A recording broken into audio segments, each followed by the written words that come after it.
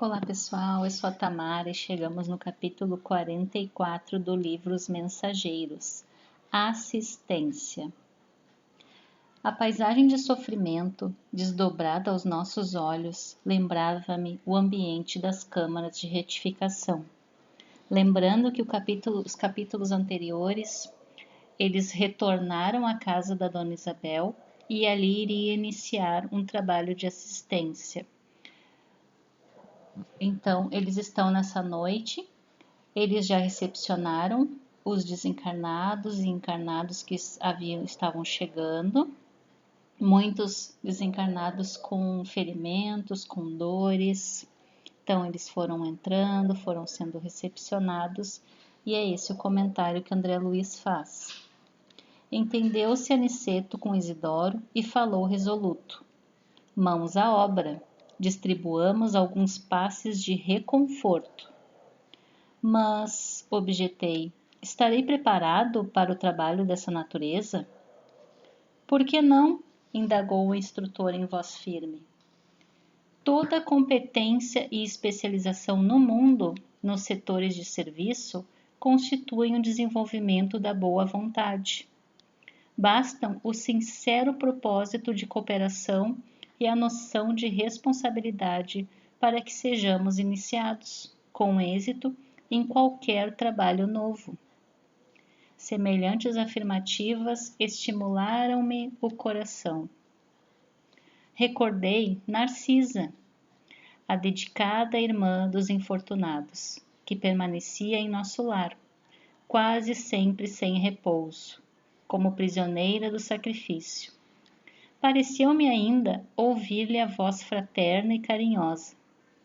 André, meu amigo, nunca te negues, quanto possível, a auxiliar os que sofrem. Ao pé dos enfermos, não ouvides que o melhor remédio é a renovação da esperança. Se encontrares os falidos e os derrotados da sorte, fala-lhes do divino ensejo do futuro. Se fores procurado algum dia pelos espíritos desviados e criminosos, não profiras palavras de maldição. Anima, eleva, educa, desperta, sem ferir os que ainda dormem. Deus opera maravilhas por intermédio do trabalho de boa vontade. Sem mais hesitação, dispus-me ao serviço.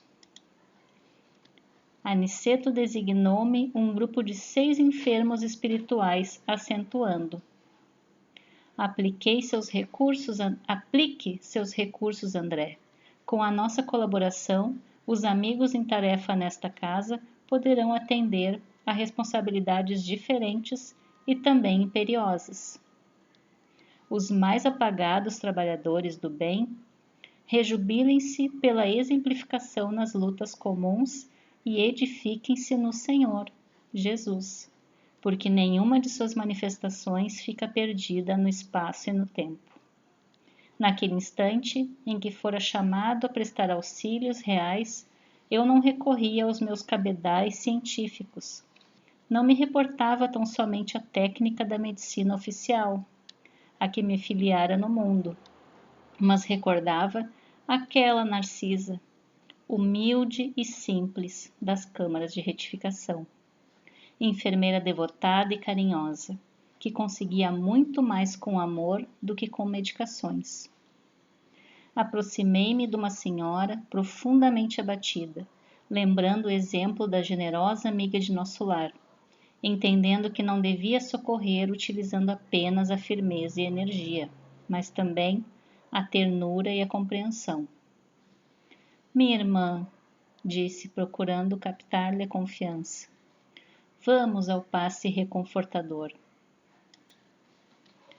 Ai, respondeu a interpelada. Nada vejo. Ah, o tracoma, infeliz que sou, e me falam em morte, em vida diferente. Como recuperar a vista? Quero ver. Calma, respondi encorajado. Não confia no poder de Jesus? Ele continua curando cegos, iluminando-nos o caminho, guiando-nos os passos. Somente mais tarde lembrei que naquele instante ouvi dar a curiosidade doentia. Não pensei na impressão deixada pelo tracoma naquele organismo espiritual. Nem me preocupei com a expressão propriamente científica do fenômeno, vendo apenas à minha frente uma irmã sofredora e necessitada. E à medida que me dispunha a observar a prática do amor fraternal, uma claridade diferente começou a iluminar e a aquecer-me a fronte. Lembrando a influência divina de Jesus, iniciei o passe de alívio sobre os olhos da pobre mulher, reparando que enorme placa de sombra lhe pesava na fronte. Pronunciando palavras de animação, às quais ligava a melhor essência de minhas intenções, concentrei minhas possibilidades magnéticas de auxílio nessa zona perturbada. Dentro de alguns instantes, a desencarnada desferiu um grito de espanto. Vejo! Vejo! Exclamou entre o assombro e a alegria. Grande Deus! Grande Deus! E ajoelhando-se num movimento instintivo para render graças, dirigia-me a palavra comovidamente. Quem sois vós, emissário do bem? Dominava-me profunda emoção, que não conseguia sofrear. Confundia-me a bondade do Eterno. Quem era eu para curar alguém? Mas a alegria daquela entidade, libertada das trevas, afirmava a ocorrência, na qual não queria acreditar. A luz daquela dádiva, como que mostrava mais fortemente o fundo escuro de minhas imperfeições individuais, e o pranto inundou-me as faces, sem que pudesse retê-lo nos recônditos mananciais do coração. André se emocionou por ter achado que ele tinha curado essa senhora. Enquanto a enferma espiritual se desfazia em lágrimas de louvor, também eu me absorvia numa onda de pensamentos novos. O acontecimento surpreendia-me. Desejava socorrer o doente próximo e, contudo, estava enlaçado em singular deslumbramento íntimo. Aniceto, porém, aproximou-se delicadamente e falou em voz baixa. André, a excessiva contemplação dos resultados pode prejudicar o trabalhador. Em ocasiões como esta, a vaidade costuma acordar dentro de nós, fazendo-nos esquecer o Senhor. Não ouvides que todo o bem procede dele, que é a luz de nossos corações. Somos seus instrumentos nas tarefas de amor.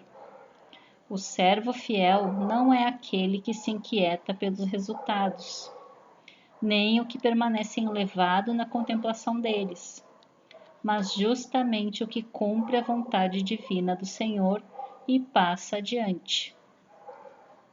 Aquelas palavras não poderiam ser mais significativas. O generoso mentor voltou ao serviço a que se entregara, junto de outros irmãos, e, valendo-me do amoroso aviso, dirigi-me à reconhecida senhora, acentuando: minha amiga, agradeça a Jesus e não a mim, que sou apenas obscuro servidor. Quanto ao mais, não se impressione em demasia com a visão dos aspectos exteriores. Volte o poder visual para dentro de si mesmo, para que possa consagrar ao Senhor da vida os sublimes dons da visão. Então André parece que se recompôs ali, se lembrou que ali eles estão como instrumento e continuou. Notei que a ouvinte se surpreendia com as minhas palavras, que lhe pareceram talvez inoportunas e transcendentes, mas novamente firme na compreensão do dever, acerquei-me do enfermo próximo.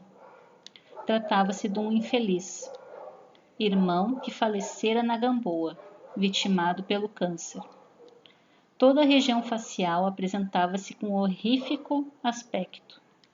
Apliquei os passes de reconforto, ministrando pensamentos e palavras de bom ânimo, e reparei que o pobrezinho se sentia tomado de considerável melhora.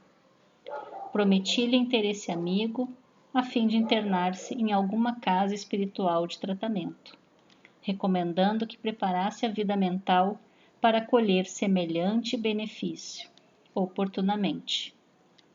Em seguida, atendi a 2 ex-tuberculosos do Encantado, a uma senhora que desencarnara em piedade em consequência de um tumor maligno, e um rapaz de Olaria, que se desprendera num choque operatório.